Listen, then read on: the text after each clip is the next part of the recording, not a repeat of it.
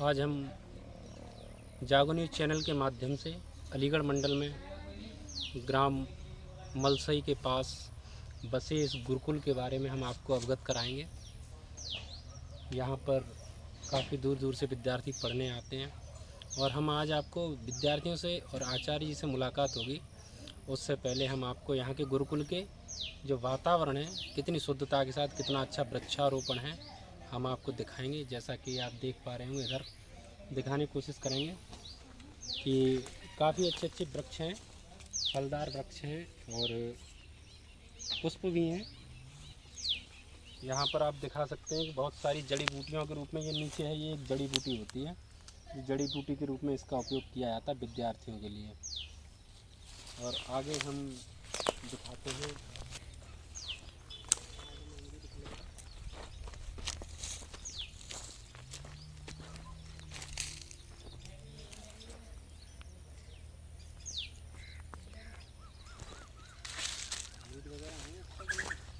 अच्छे दिख रहे हैं। जो हम वो दिए थे ना एकदम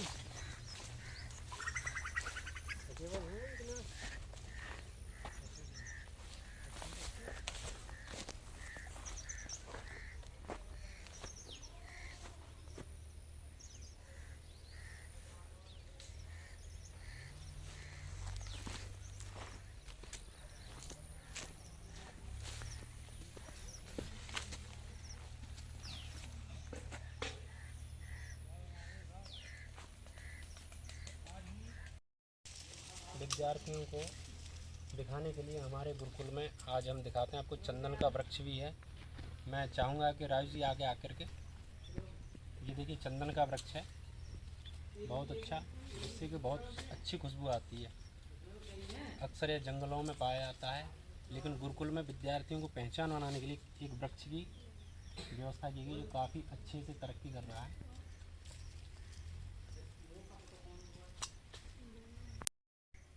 ये चंदन का वृक्ष है, इसको आप देख पा रहे हैं, बहुत अच्छा। इसके पत्तों की पहचान आप देख सकते हैं, इस तरह की होती है। और यहाँ पर आप देख पा रहे हैं ये फलदार वृक्षों की बहुत अच्छी छोटे छोटे यहाँ पर मौसमी, पपीते, बहुत सारे पौधे हैं जिनको कि आप देख पा रहे होंगे। और हम आगे आपको और भी वृक्ष दिखाएंगे, अनार के वृक्ष। गुरुकुल में विद्यार्थियों को दिखाने के लिए जैसा होना चाहिए, वैसा एटमॉस्फेयर बहुत अच्छा बना रखा है।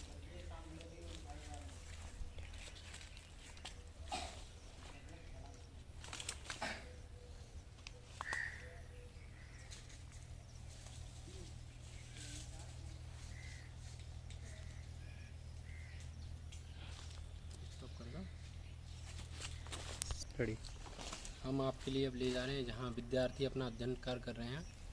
यहाँ पर आप देखेंगे कि आचार्य प्रेमजीत जी बच्चों के अध्ययन कराते हैं।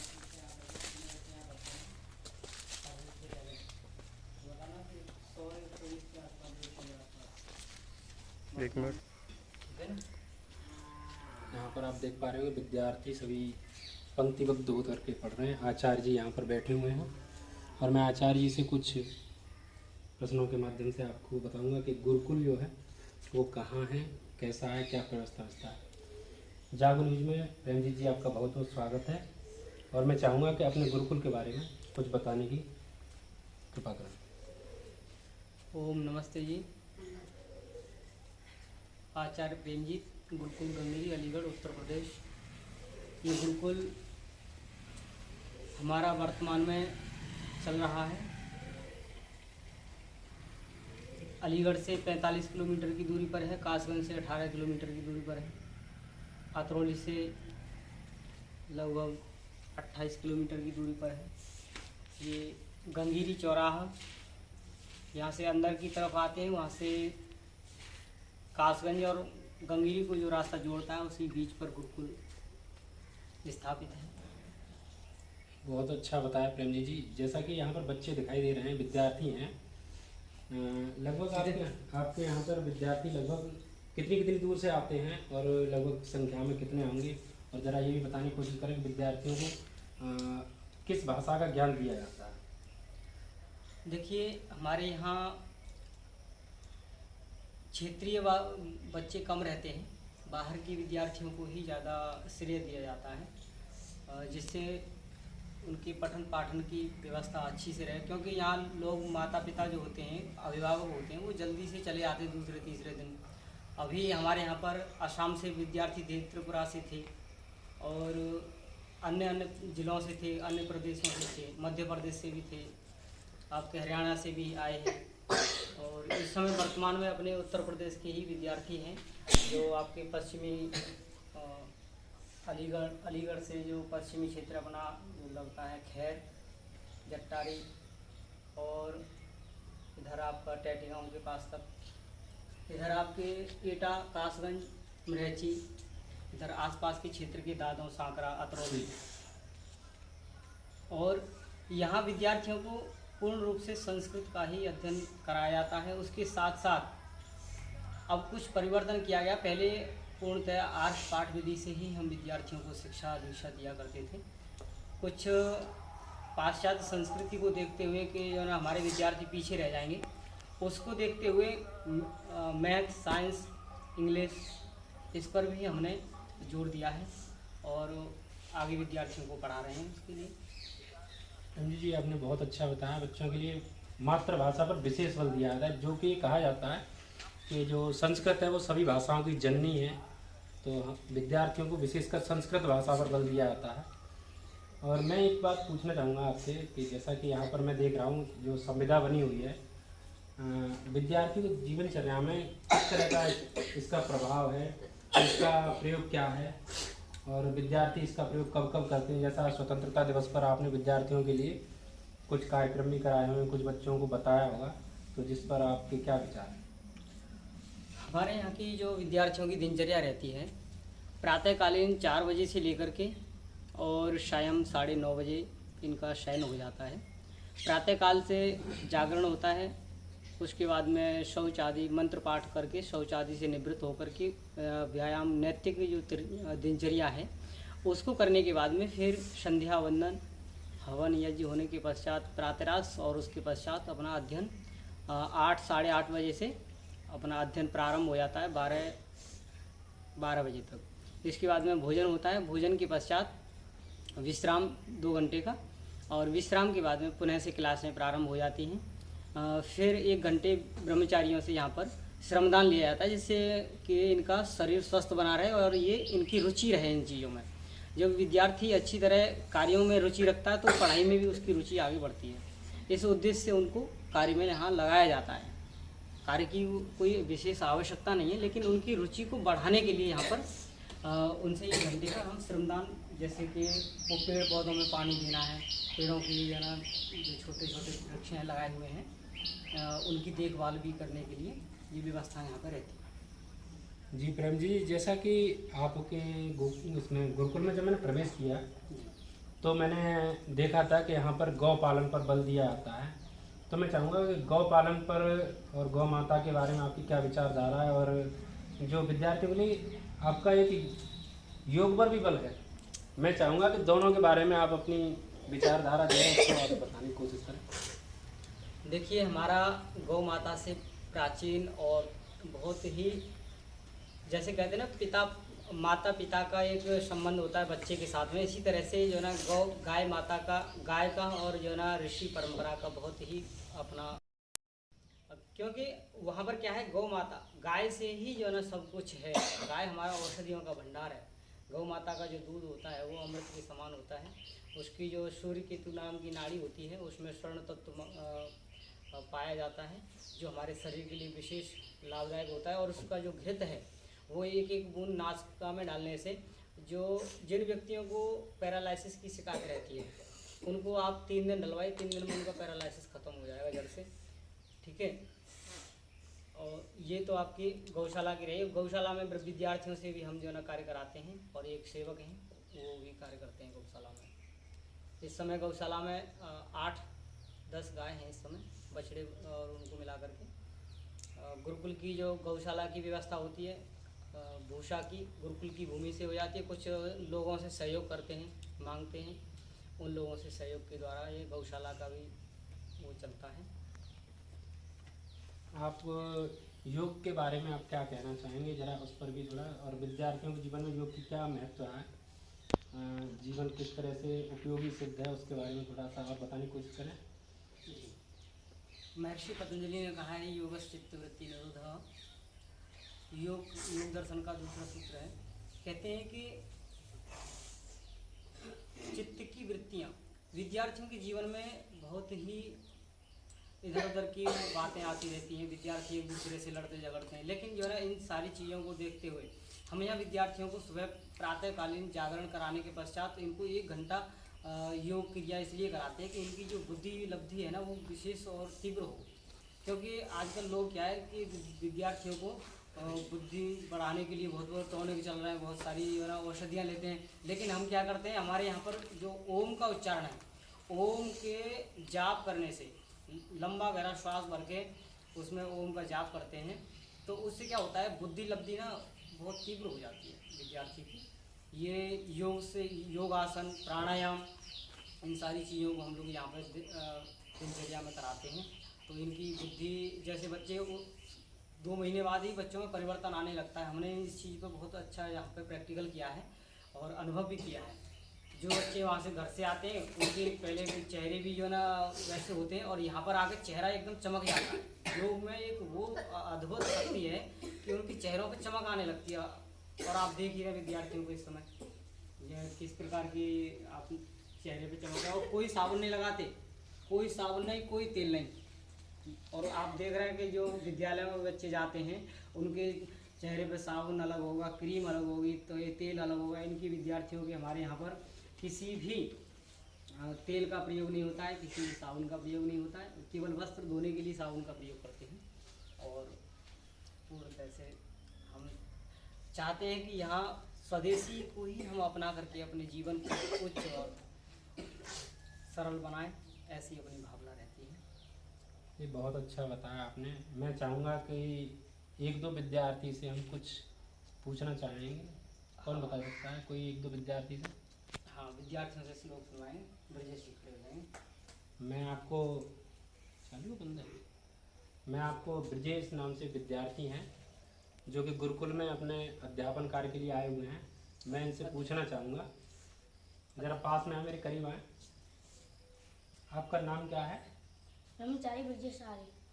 आप यहाँ पर कितने टाइम से हैं?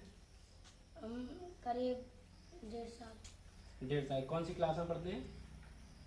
6 में पढ़ते हैं। आपको यहाँ पे क्या क्या सिखाया जाता है? संस्कृत, गणित और इंग्लिश।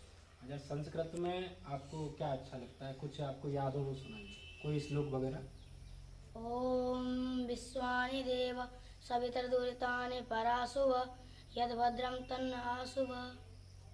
बहुत अच्छे।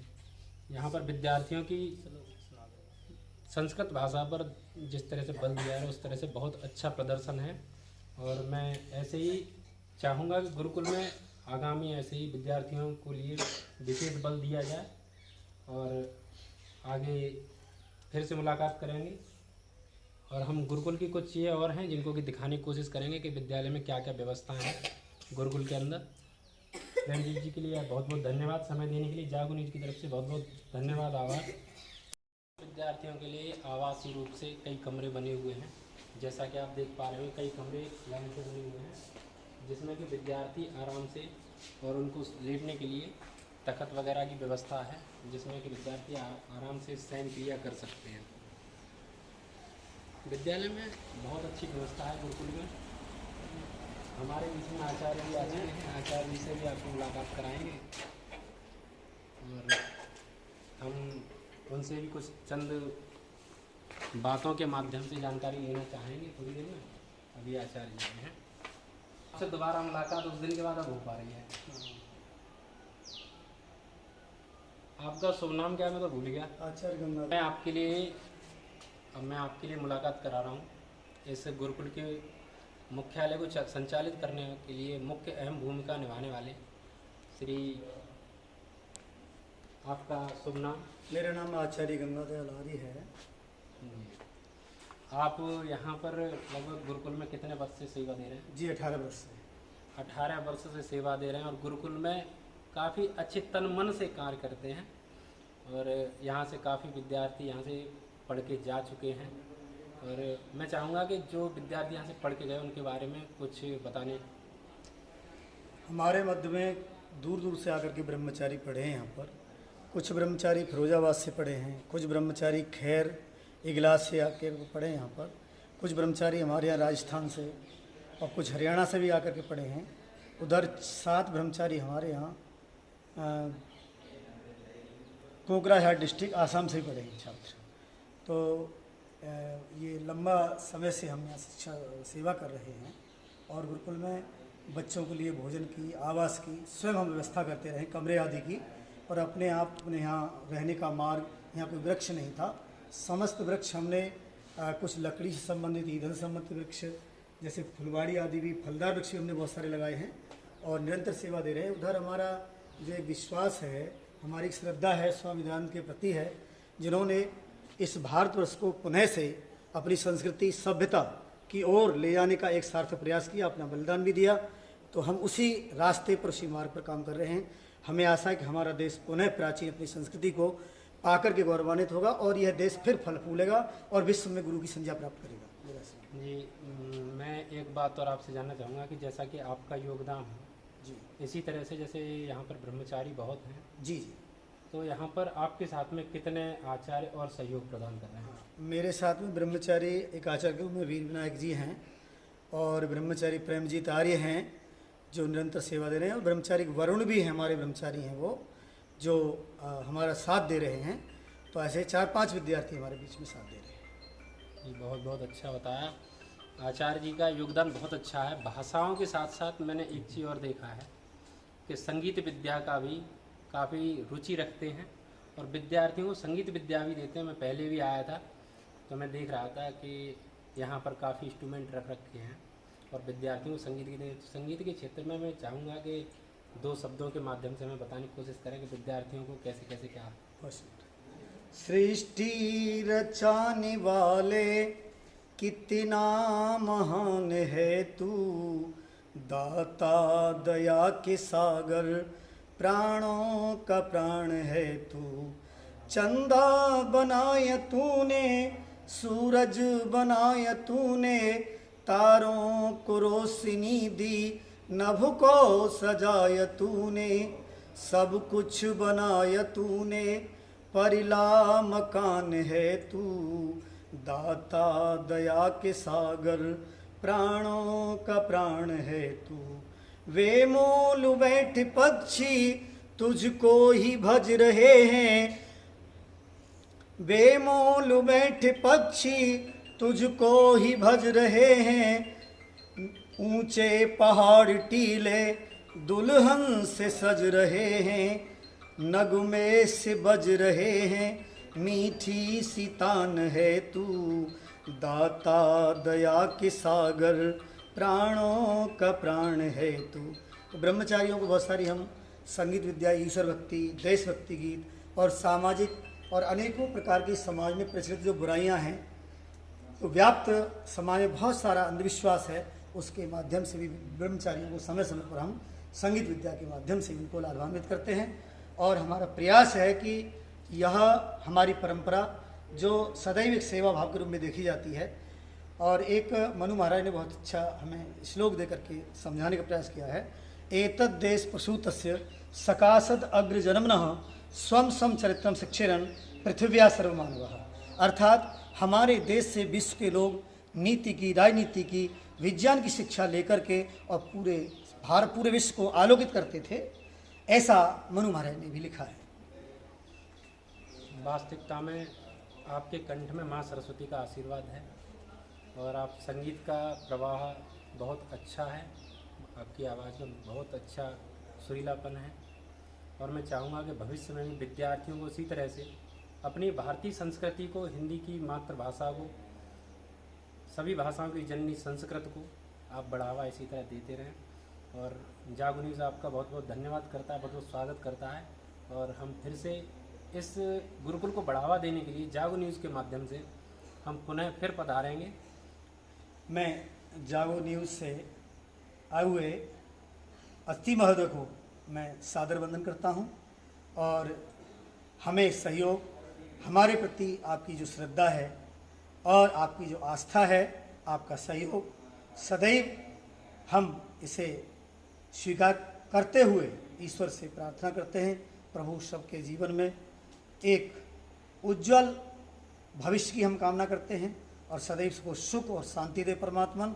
और इसी प्रकार से आप जो देश को जगाने का काम करते हैं, बहुत सारे ऐसे बहुत सारी जो घटना घटित होती हैं, कई बार लोगों को दबाया जाता है, कुचला जाता है, शोषित पीड़ित वंचित हैं, उनके प्रति आप आवाज़ उठाते हैं। आपका बहुत बहुत साधुवाद, बहुत बहुत धन्यवाद। बहुत बहुत धन्यवाद आचार्य जी। और हम आज के लिए आपके लिए बहुत बहुत समय देने के लिए बहुत बहुत धन्यवाद देते हैं।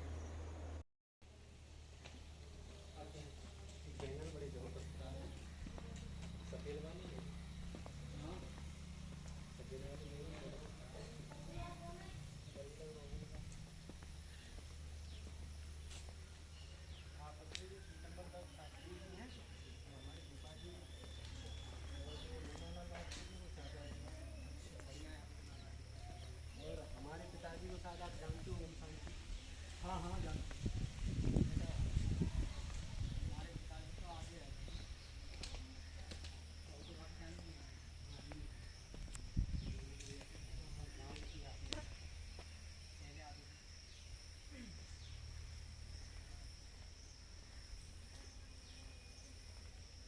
वट वृक्ष है ये, वट वृक्ष त्रिवेणी संगम। इधर से लो, इधर से नीम पीपल, इधर से लो जाते हुए। अब जाओ आगे। नहीं लगता पानी निकलेगा। हाँ आचार्य जी।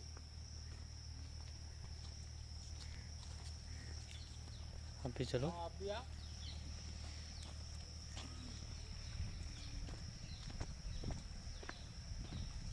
मैं जब वो आया था पेपर देने, तब जाए यहीं पे तैयारी पे लगे पड़े थे ब्रह्मचारी तक सेवा में, योग वाली। लोग खुद ही यहाँ जाते हैं, खुद ही लोग पानी पियोगे। अभी रुक जाओ, थोड़ी देर में इन्होंने बनाया कि जानते हो, और बाकी बात क्या करेंगे ये हमारे नाम से आती है। ये नाम जैसे नाम बोलेगा तो नाम से आएगी। नाम से आती है कहाँ? अच्छा अच्छा। सौम्या, सौम्या आया, मैं जा रहा हूँ। आया, चलो आया सौम्या, चलो। देख रहे हैं ना आदमी सौम्या, ए सौम्या, चलो। खुली हुई है। ये सब मांग करके हम लोगों ने व्यवस्था करी यहाँ पे ला करके। बहुत परिश्रम ये किया समझ है, लो हमारी पढ़ाई नहीं हो पाई इसके चक्कर में, आज पढ़ाई नहीं मतलब। बहुत बड़ा परिश्रम किया है। हाँ देखिए, वही है कि लोगों को समझ में कहाँ आता, लोग देखते हैं क्या बस कि इनकम होनी चाहिए 2 नंबर की। वही तो समस्या है। तो इसलिए चाह रहे हैं यहाँ। और ये नहीं मालूम कि अच्छे अच्छे स्कूल हैं, अच्छे से अच्छे। धनंजय के जो पिताजी हैं, वो हमारे पिताजी से छोटे हैं। हाँ वो छोटे वाले हैं। हाँ हाँ साहब हैं वो। हाँ हाँ, मैंने उनका साथ में इंटर कॉलेज में ये बताइए, तुम जो मार्कशीट ले गए उसका कुछ उपयोग हुआ? हैं? 3-4 केस करोड़ करानी चाहिए आपको, शादी केस करना चाहिए ना, फर्जी बड़ा कर जिसको भी संस्था के नाम। ये फर्जी वाला जा ऑनलाइन तो फिर आ रही है, सारा कुछ है। अभी ऑनलाइन झूठा है वो तो सब फेक है सारी चीज़।